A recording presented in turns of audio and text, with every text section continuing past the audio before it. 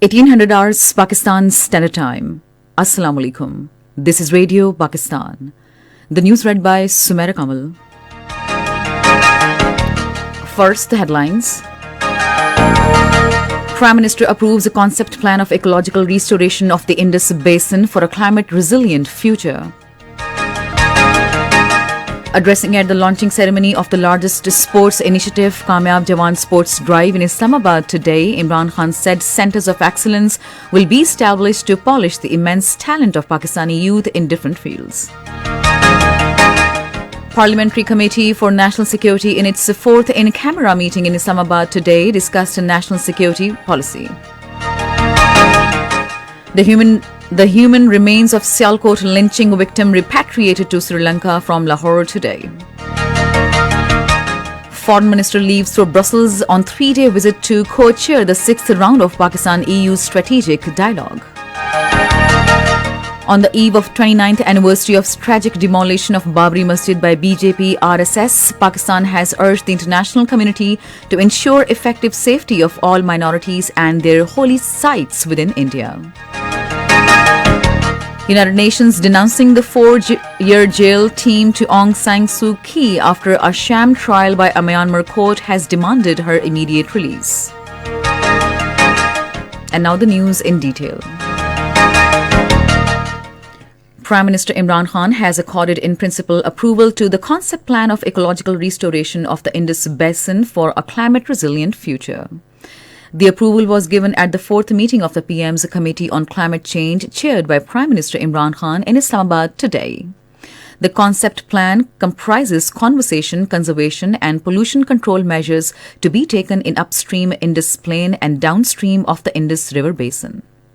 A detailed plan will be completed within 4 months for approval, and implementation will provide the vision and an action-based framework to integrate current initiatives and develop new initiatives to fill the gaps. The meeting also accorded approval to concept proposal for nurture policy-based budgetary support by the World Bank that will accelerate innovative green financing for development projects. Speaking on the occasion, the Prime Minister emphasized on urgent long-term planning for urban areas where environmental issues including loss of green cover, sewage treatment, solid waste management and air pollution need immediate solutions. Imran Khan said climate change adaptation measures are required to provide a safe environment to the coming generations. He said our Clean and Green Pakistan initiative was launched with our youth in mind, and that responsibility of providing a clean future rests on the shoulders of present generation. Prime Minister Imran Khan launched the country's largest sports initiative, Kamyab Jawan Sports Drive, by lighting the torch at an impressive ceremony at Jinnah Stadium in Islamabad today. A large number of youth from all the federating units attended the ceremony. Under the drive, 4 projects worth 4 billion rupees have been initiated to keep the youth engaged in extracurricular and sports activities. Speaking on the occasion, Prime Minister Imran Khan said this talent hunt program is aimed at preparing the youth for international level competitions. He said centres of excellence will be established to polish the immense talent of Pakistani youth in different fields. Imran Khan said a new sports policy has also been formulated to rid of the old system of mafias. The fourth in-camera meeting of Parliamentary Committee for National Security was held at the Parliament House in Islamabad today. The Parliamentary Committee appreciated briefing on the national security policy. The Cabinet will give final approval to the policy. In Pakistan's history, it will be the first document on the national security policy. The dead body of Sri Lankan citizen who was lynched by a mob in Sialkot was sent off to Colombo with state honour from Allama Iqbal International Airport, Lahore today.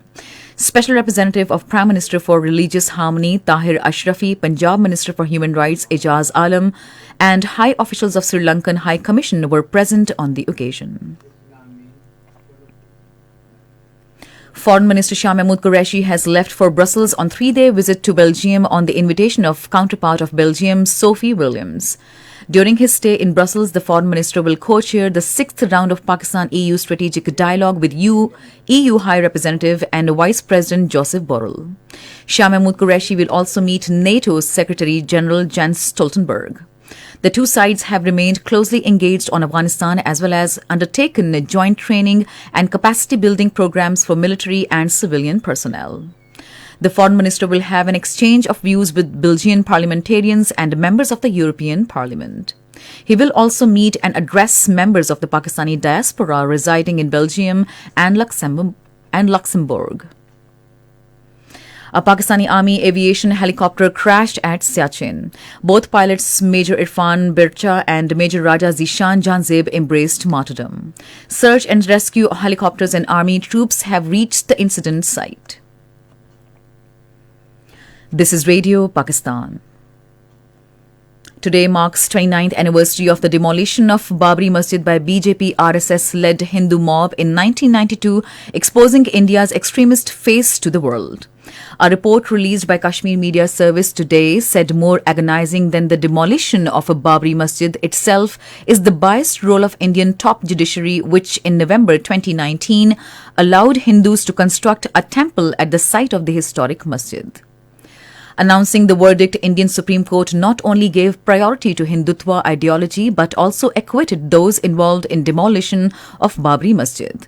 The report maintained that Indian top court's biased verdict has attested to Hinduization of India, turning it into increasingly intolerable country for Muslims. On the eve of 29th anniversary of tragic demolition of Babri Masjid by BJP RSS, Pakistan has urged the international community, United Nations and other world organizations to pressure India to abide by its obligations under international law to protect Muslim places of worship from Hindutva extremism. In his statement today, a Foreign Office spokesperson Asim Iftikhar said world bodies should ensure effective safety of all minorities and their holy sites within India. He said this day is a stark reminder of the hysteria and hatred exhibited in India against Muslims and their heritage 29 years ago with state complicity. The spokesperson said the heart-wrenching scenes of the razing of the Babri Mosque are still fresh not only in the minds of Muslims across the globe, but also in the collective conscience of the international community. He said the defective Indian Supreme Court judgment of November 2019 and the subsequent shameless acquittal of criminals, mainly BJP leaders, who had presided over the demolition in public glare is a testimony to India's fast descent into majorization and Hindutva extremism. Asim Iftikhar said Pakistan calls upon India to take immediate steps to halt the illegal construction of a temple at the place of Babri Masjid, reconstruct the Babri Masjid at its original site and ensure the safety and protection of mosques and Islamic holy sites in India. He said that meaningful steps must be taken to ensure safety, security and religious freedom for all minorities, especially Muslims in India. In Indian illegally occupied Jammu and Kashmir, the All-Party Hurriyat Conference has denounced India's military approach to tackle the Kashmir dispute, saying that Kashmir is purely a political issue which needs to be resolved through exercise of right to self-determination guaranteed by United Nations. According to Kashmir Media Service, All-Party Hurriyat Conference Vice Chairman Ghulam Ahmad Gulzar, in a statement in Srinagar, said that the precious sacrifices rendered by the Kashmiris for their inalienable right has created a magnificent history among contemporary revolutionary movements of the modern world. Myanmar's oust leader Aung San Suu Kyi has been sentenced to 4 years in jail by a court in capital. The verdict comes after she was found guilty of inciting dissent and breaking COVID rules under a natural disasters law. Suu Kyi faces about 11 charges in total, including multiple counts of corruption and violating the Official Secrets Act, and has been under house arrest since the military coup in February.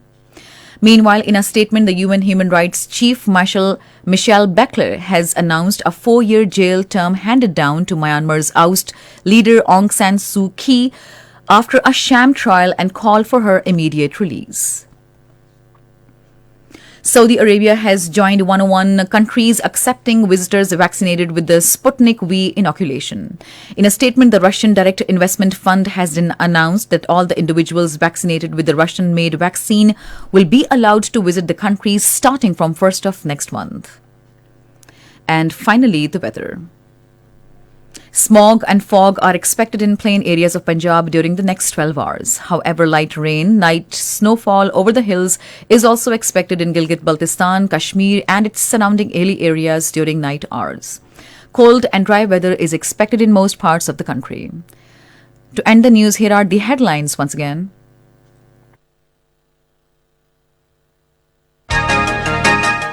Prime Minister approves concept plan of ecological restoration of the Indus Basin for a climate-resilient future.